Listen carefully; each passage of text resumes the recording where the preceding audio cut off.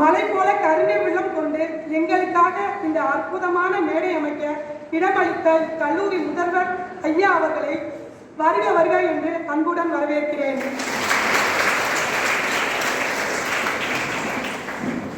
நாளைய உலகின் நம்பிக்கை நட்சத்திரங்களை பார்வையாளராக அழைத்து வந்த அரசு பெண்கள் மேல்நிலைப்பள்ளி தலைமை ஆசிரியர்கள் மற்றும் ஆசிரியர் அவர்களை வருக வருக என்று அன்புடன் வரவேற்கிறேன்.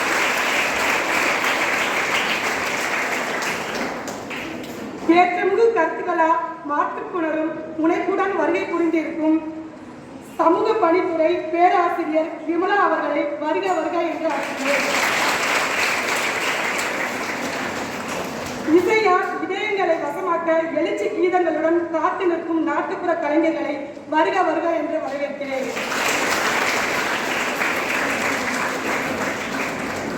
இந்த நிகழ்வின் முக்கிய கதாநாயகியான சிறப்பு பார்வையாளரான மாணவ செல்வங்களை வருக வருக என்று அன்புடன் வரவேற்கிறேன். மற்றும் எங்களது மீடியா நண்பர்களையும் அன்புடன் வரவேற்கிறேன்.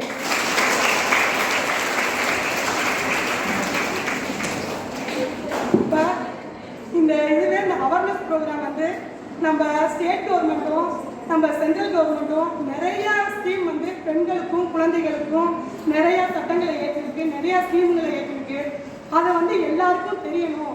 அதுக்காண்டி வந்து நம்ம கவர்மெண்ட் வந்து விழிப்புணர்வு ஒவ்வொரு ஸ்கூல்லையும் பண்ணணும் அப்படின்னு சொல்லியிருக்காங்க. அதனால நம்ம ஒவ்வொரு ஸ்கூல்லையும் எல்லா இடத்துலையும் வந்து நம்ம விழிப்புணர்வை வந்து செஞ்சுக்கிட்டு இருக்கிறோம். அதில் இங்கே நம்ம திருவையாறில் எங்கள் டிஎஸ்பி சாரை மோட்டிவேட் பண்ணி இந்த விழிப்புணர்வு ப்ரோக்ராமை நடத்தணும்னு சொல்லி சொன்னாங்க. அதனால இந்த விழிப்புணர்வு ப்ரோக்ராமை நாங்கள் இங்கே நடத்திக்கிட்டு இருக்கிறோம். வந்த அனைவர்களுக்கும் வருக வருக என்று அன்புடன் வரவேற்கிறேன்.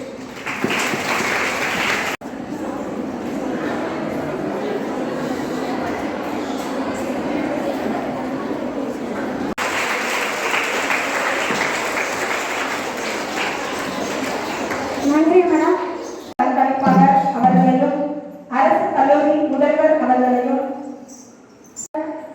அம்மா அவர்களையும் மற்றும் உதவி காவலர்களையும் அவர்களையும் எங்களது வல்லம் கலைக்குழுவின் சார்பாக அன்பாக வரவேற்று இதோ ஒரு வரவேற்பு பாடலோடு நமது நிகழ்ச்சி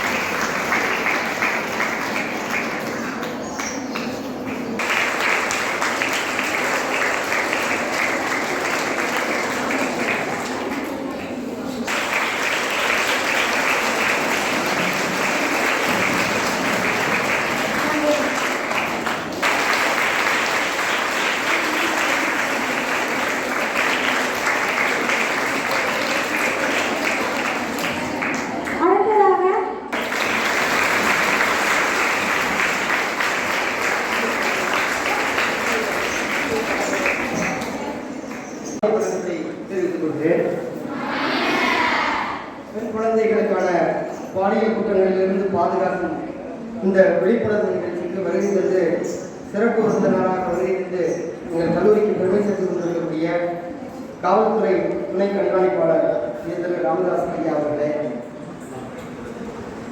இந்த நிகழ்வு இனிய நிகழ்விற்கு வருகின்ற சிறப்புரை ஆற்றல் செலுத்திய கல்லூரியுடைய உதவி பேராசிரியர் சமூக பணி உதவி பேராசிரியர் திருமதி விமலா அவர்களே, இருக்கக்கூடிய அரசு பெண்கள் மேல்நிலைப் பள்ளியினுடைய ஆசிரியர் பெருமக்களே, மாணாக்க செல்வங்களே, உங்கள் அத்தனை பேருக்கும் என்னுடைய காலை வணக்கத்தை அரசு கல்லூரியின் சார்பாக நான் தெரிவிப்பதிலே பெருமகிழ்ச்சி அடைகிறேன்.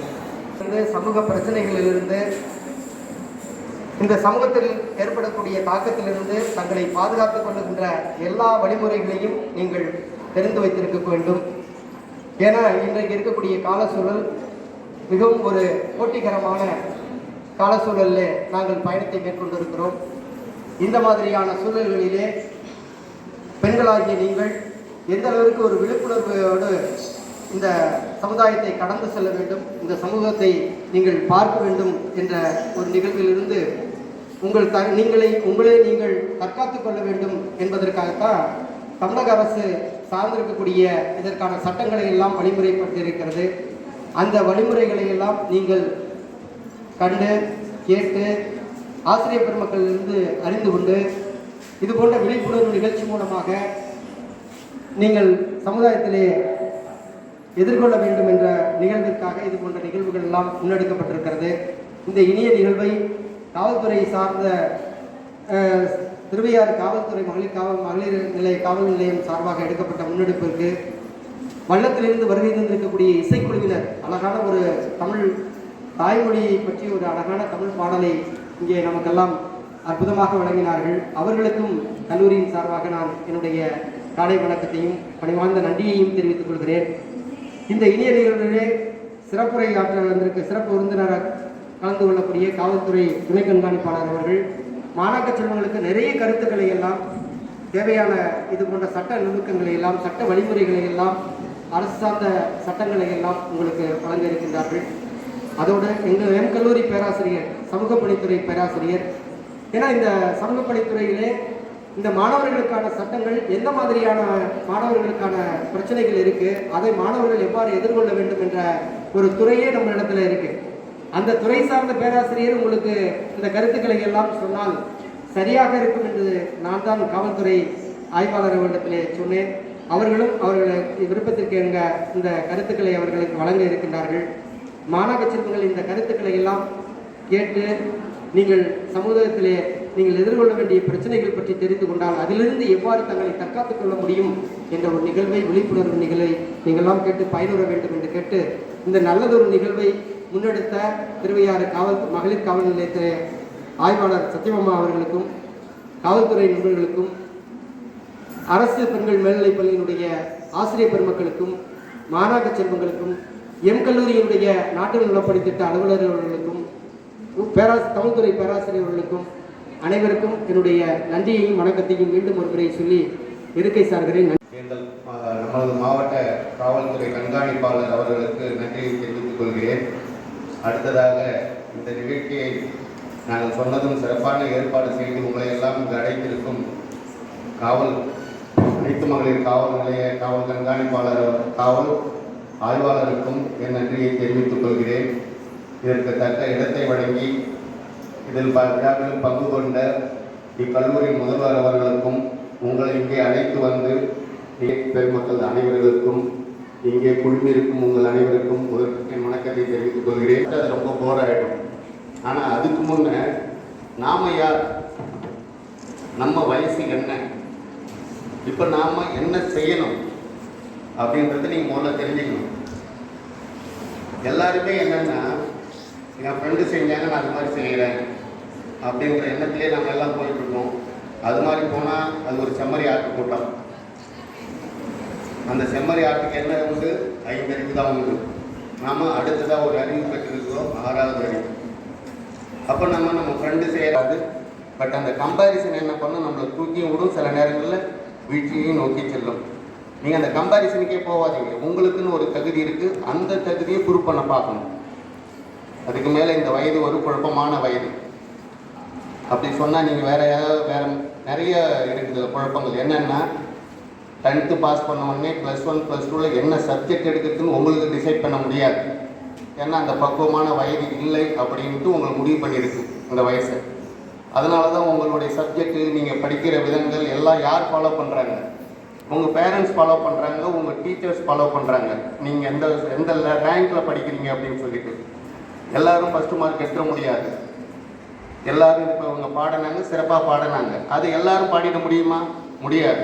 அது ஒவ்வொருத்தருக்கும் ஒரு சில திறமைகள் உண்டு. அந்த திறமைகளை கண்டு வெளிக்கொண்டு வர்றது இந்த வயசில், உங்கள் வயசில் யாருன்னா உங்கள் பேரண்ட்ஸ் தான், இல்லை உங்கள் ஆசிரியர், இல்லை உங்கள் ஆசிரியை.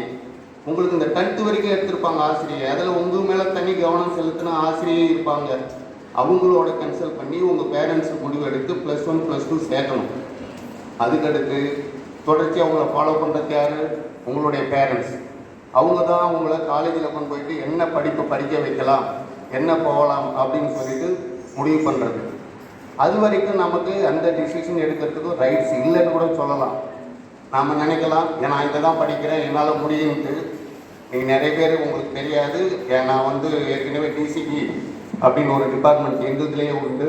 அதில் படித்தப்போ அதில் நான் வேலை செஞ்சப்போ என்கிட்ட வி சொல்யூஷன் அப்படின்ற ஒரு கம்பெனியிலேருந்து ஒரு பெட்டிஷன் கொடுக்க வந்திருந்தாங்க. அவங்கக்கிட்ட கேட்டாங்க, வி சொல்யூஷன் கம்பெனி முழுக்க கம்ப்யூட்டரைஸ்டு, ஃபாரினில் யூஎஸ்ஏவில் இருக்கவங்களுக்கு, பிலிப்பைன்ஸில் இருக்கவங்களுக்கு கம்பெனி இந்தியாவில் இருக்குது. அதில் ஒரு சீட்டிங் சம்மந்தமாக ஒரு புகார் கொடுக்க வராங்க.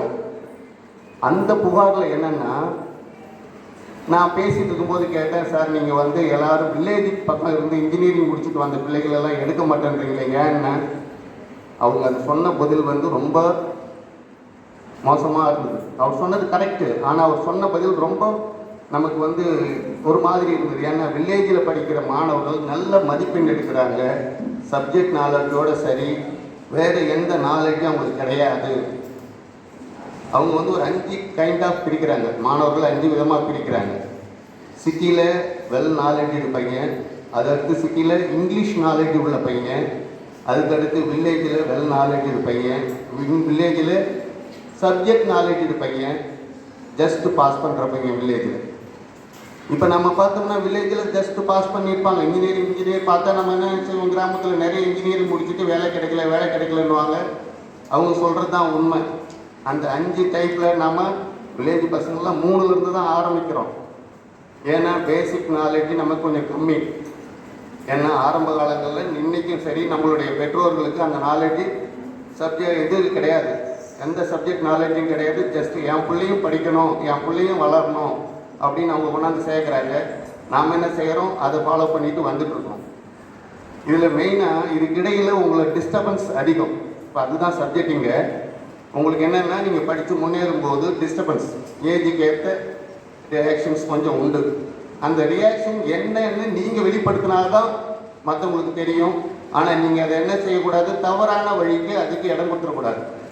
நான் முன்ன ஒரு தடவை ஒரு யூடியூப்பில் பார்த்த ஒரு வீடியோ, அதில் ஒரு அப்பாவும் பொண்ணும் நடந்துட்டு போவாங்க. அந்த பொண்ணு சொல்லும், அப்பா என்ன ஸ்கூலில் இருக்கிற ஒரு பையன் அடிக்கடி பார்க்குறான், நானும் அவனை பார்க்கணும் போல தோணுது, பார்க்கவும் தோணுது, ஏன்னு தெரியல, என்ன செய்யறதுன்னு தெரியல, என்னப்பா வழி அதுன்னு கேட்குறாங்க. அதுக்கு அந்த அப்பா சொல்கிறாரு, நீ சின்ன குழந்தையாக இருக்கும்போது படுக்கையிலேயே உச்சா போயிடுவேன், ஆனால் உனக்கு அப்போ ஒன்றும் தெரியாது. அப்போ நாங்கள் என்ன செய்வோம், உனக்கு எந்த டைம் வரும்னு தெரிஞ்சு நாங்கள் வெளியில் கொண்டு விடுவோம். கொஞ்சம் நாளாக நீயே என்ன பண்ணுவேன், எங்களை எழுப்பி நான் உச்சா போகணும்னு கேட்பேன், நாங்கள் வெளியில் கொண்டு விடுவோம். அப்புறம் கொஞ்ச நாள் பிறகு நீயே போய் வந்துடுவேன்.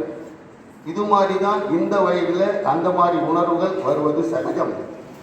நீ என்கிட்ட சொன்னதால் நான் சொல்கிறேன், இப்போ உனக்கு இன்னும் எந்த ஸ்டேஜ், நீ எப்படி உச்சா போகிறதுக்கு என்னை வெளியில் கூப்பிட்டியோ அந்த ஸ்டேஜ், இன்னும் நீ தனியாக போக வேண்டிய காலங்கள் இருக்குது.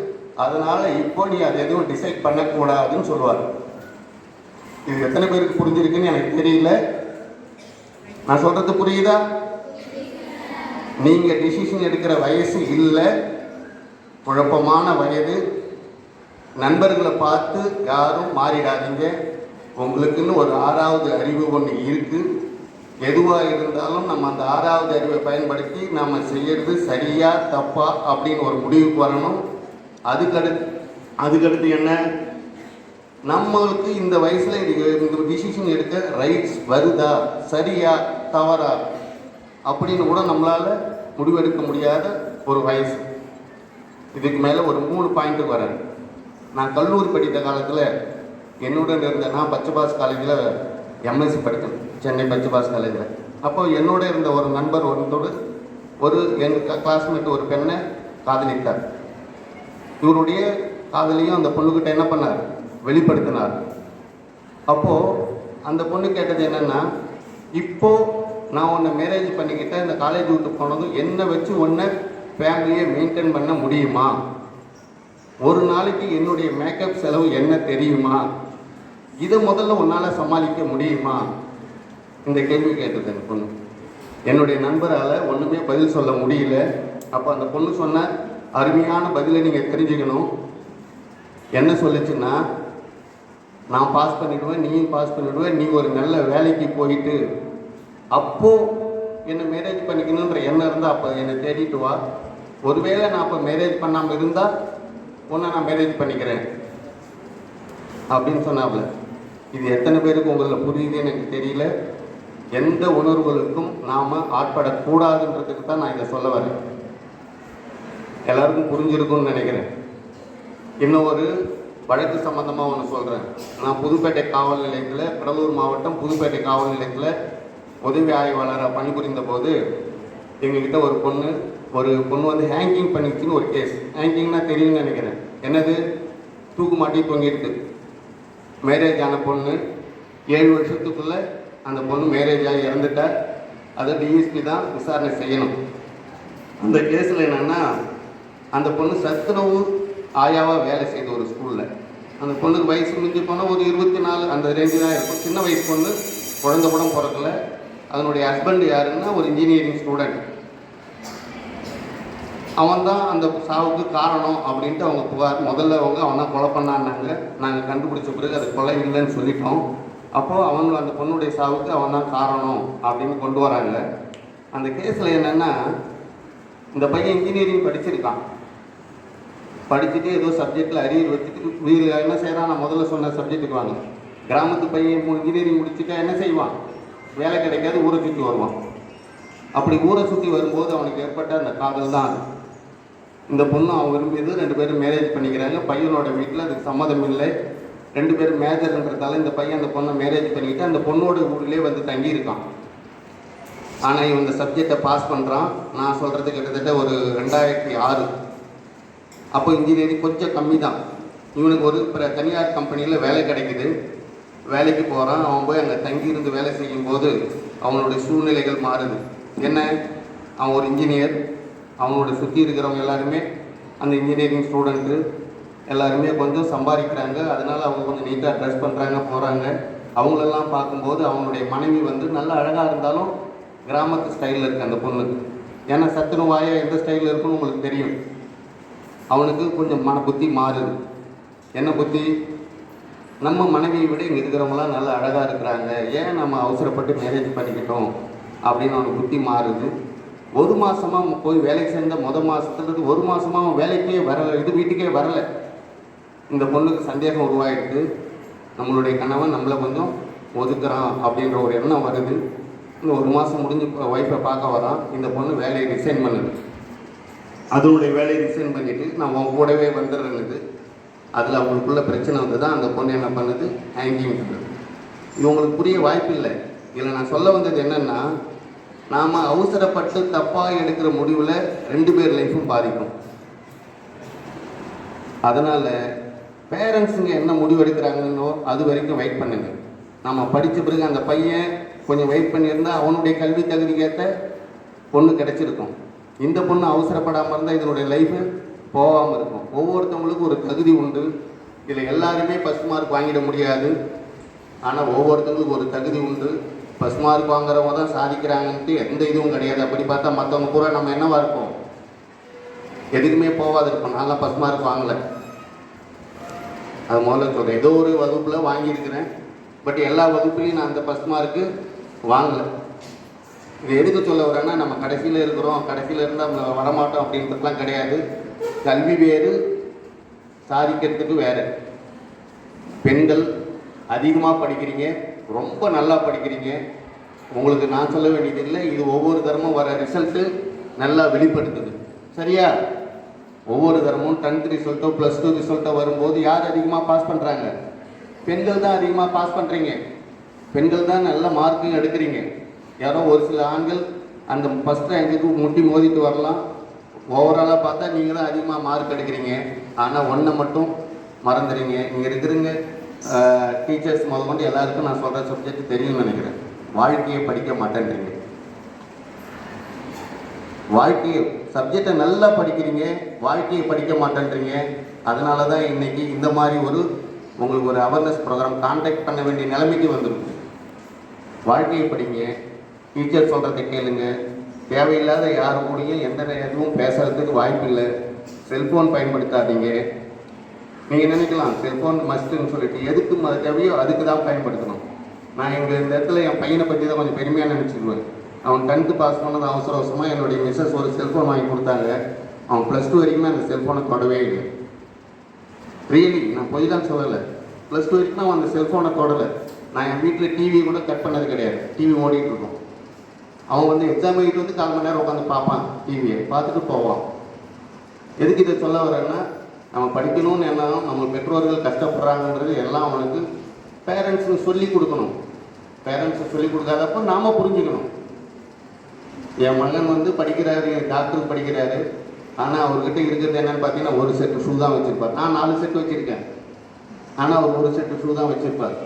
கேட்பேன், ஏன் இப்போ தான் எல்லாம் உடனே கிடைக்குது, வேஸ்ட்டான 10 நிமிஷம் வாங்கினா போதும், அதிகத்துக்கு இன்னொன்று வாங்கி வேஸ்ட்டாக வைக்கணும் அப்படின்னு வாங்க. எதுக்கு சொல்ல விடனா, பேரண்ட்களுடைய கஷ்டத்தை நீங்கள் புரிஞ்சுக்கணும். என்னுடைய மகன் என்னுடைய கஷ்டத்தை புரிஞ்சுக்கணும். நான் எதனா சொன்னேன்னா வேணாம், இப்போ வேணாம் அப்படின்வார். இதை செய்யுமே பார்த்தா நான் இப்போ தேவைன்னா நானே கேட்குறேன் உங்ககிட்டன்னுவார். எதுக்காக நான் சொல்ல வரேன்னா, மனிதனுக்கு 2 உண்டு. ஒன்று தேவை, மற்றொன்று ஆசை. நல்லா புரிஞ்சுங்க, வாழ்க்கையில் 2 உண்டு. ஒன்று தேவை, இன்னொன்று ஆசை. தேவைகள் நிறைவேற்றியே ஆக வேண்டும், அதை மாற்றுக்கிறதே கிடையாது.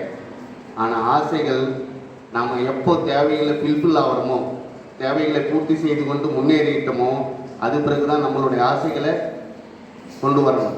நீங்கள் ஆசைகளுக்கு முதலிடம் கொடுத்தா தேவைகளோட நிவர்த்தி பண்ண முடியாமல் திண்டாட்டத்தில் போய் நிற்போம். தயவு செய்து இங்கே இருக்கிற மாணவிகள் அனைவருக்கும் என்னுடைய வேண்டுகோள் என்னென்னா, பெற்றோர்களுடைய கஷ்டங்களை புரிஞ்சு வாழ்க்கையில் நம்ம அடுத்த என்ன ஸ்டேஜுக்கு போகணும்னு தெரிஞ்சுக்கிட்டு உங்களுடைய தேவைகளை மட்டும் நிவர்த்தி செய்து கொண்டு சந்தோஷமாக வாழ்ந்து நல்ல மதிப்பெண்கள் பெற்று உயர்ந்த நிலைக்கு வர வாழ்த்துகிறேன். நன்றி, வணக்கம்.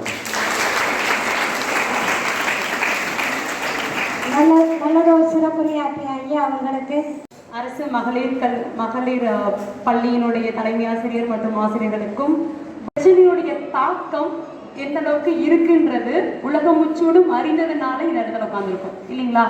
அப்ப அது என்ன பிரச்சனை? இன்னைக்கு தமிழ்நாட்டில் பெண்கள் என்ன சொல்லுவாங்க? பெண்கள் நாட்டின் கண்கள் இல்லையா? பெண்கள் நாட்டின் கண்கள். இதுலேயும் பெண் குழந்தைகள் பூ போன்றவர்கள். பெண்கள் பறிச்சு கீழே போட்டு மிதிக்கிறது யாரு? இல்லை அந்த காம்போட கிள்ளி குட்டேறது யாரு? இது எல்லாத்தையும் நம்ம தெரிஞ்சுக்கணும். யாரு தெரிஞ்சுக்க முடியும்னா, பூக்களாகிய பெண் குழந்தைகள் தான் தெரிஞ்சுக்கணும். பூக்களாகிய பெண் குழந்தைகள் தெரிஞ்சுக்கணும். Every child has a flower. நீங்க எல்லாருமே என்ன? ஒரு பூக்கள். நீங்க எல்லாம் செய்தீங்கன்னா, ஒவ்வொரு குழந்தைகளும் செய்தீங்க அப்படின்னா ஒரு அழகான ஒரு கார்டனை உருவாக்க முடியும். ஆனா அந்த கார்டன் உருவாகாம ஏதோ ஒரு கட்டத்துல அப்படியே முடங்கி கருகி போகக்கூடிய ஒரு சூழ்நிலைகள் உண்டாயிடுச்சு இல்லைங்களா? அதுக்கு நாம என்ன பண்ணணும்? ரொம்ப நம்ம ப்ராடாக திங்க் பண்ணி அப்படி இருக்குமோ அப்படி சொன்னால் செய்ய வேணாம். நம்ம யூஸ்வலாக டெய்லியும் நம்மளுடைய லைஃப்பில் நம்ம வீட்லையோ நம்ம கூட படிக்கிறவங்க கூடயோ அல்லது நம்ம பஸ்ஸில் ட்ராவல் பண்ணும் பொழுதோ இந்த மாதிரி நிறைய நபர்களை நம்ம பார்த்துட்ருக்கோம். ஆண்கள் நம்ம கூடயே இருக்கக்கூடிய ஆண்களை பார்த்துட்ருக்கோம் இல்லைங்களா?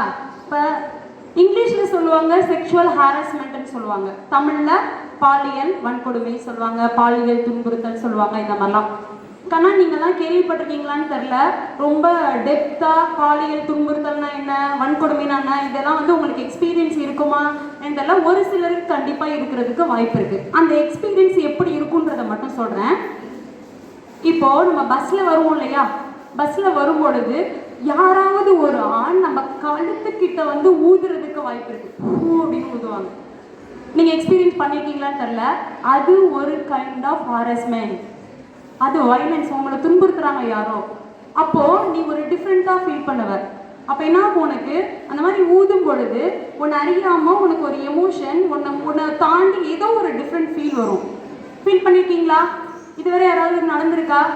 நடந்திருந்தது அப்படின்னா அதை தயவு செய்து ஹாப்பினஸ்ஸாக எடுத்துக்காதீங்க, ஹாப்பி ஃபீலாக எடுத்துக்காதீங்க இல்லையா. அது ஹாப்பி ஃபீல் கிடையாது, ஹார்மோன் சேஞ்சஸ், பயாலஜிக்கல் சேஞ்சஸ் இல்லைங்களா. அது வந்து அப்போதைக்கு நமக்கு கிடைக்கக்கூடிய ஒரு இன்ஃபாக்சுவேஷன், ஒரு அட்ராக்ஷன். அந்த அட்ராக்ஷன்லேருந்து எப்படி நம்ம வெளியில் வர்றது இல்லைங்களா? எப்படி வெளில வர முடியும்? எப்படி வெளில வர முடியும்? யாராவது ஒருத்தர் சொல்லுங்க பார்க்கலாம். அந்த மாதிரி பஸ்ஸில் நாங்கள் ட்ராவல் பண்ணுறோமா? ஆமாம், நாங்கள் நிறைய பேரை பார்க்குறோம். எங்களில் யாரோ ஒருத்தர் எங்கள் கழுத்துக்கிட்ட ஊதுற மாதிரி தெரியுது. எப்படி அதை நம்ம ஃபேஸ் பண்ணி வர்றது? ஒன்றும் பண்ண வேணாம். அப்படி நடக்கும் பொழுது பெண் எப்படி இருக்கணும்னா நெருப்பு போன்று இருக்கணும். எப்படி இருக்கணும்? நெருப்பு போன்று. நீ குழந்தையானாலும் பூ போனவளானாலும் பூ போன்றவளானாலும் நீ என்ன பண்ணணும்? உன்னுடைய பார்வை அவர்களை சுட்டரிக்க வேண்டும். உன்னுடைய பார்வை அவர்களை சுட்டரிக்க வேண்டும். இந்த பார்வையில இருக்கிறாங்கன்னு சொல்லுவாங்க தெரியுமா? அது எதுக்கு? நாம தற்காத்து கொள்ளக்கூடிய ஒரு வார்த்தை தான் பார்வையிலே சுட்டரிக்கிறது அப்படின்றது.